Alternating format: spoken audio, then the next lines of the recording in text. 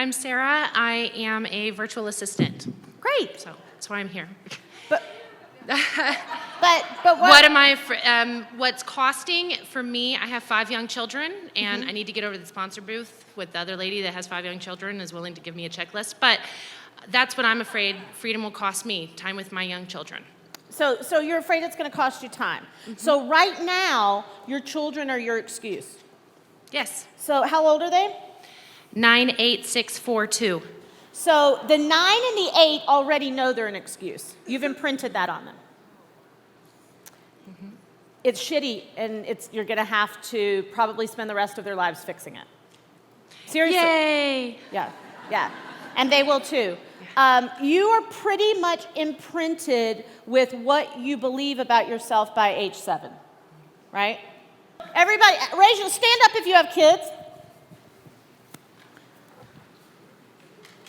Keep standing if you'd like. Keep standing if you'd like to sell them. No, I'm kidding.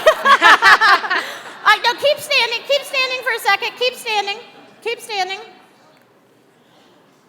Stand up if you have someone else you're responsible for, an aging parent or a family member that may not be a child. Because I think those are same category, right? If you have someone you're responsible for. Everybody's falling into 2 categories. Go ahead, sit down and write this chart for yourself. My reason or my excuse. So write it down. Who's in your reason category and who's in your excuse category? And listen, you can write up whatever you want to on that sheet, and you can put it in whatever category you want to put it in. And I'm not going to look at your paper. Your neighbor beside you may not look at your paper, but God's looking at your paper, so he knows if you're a liar. So make sure you get it right.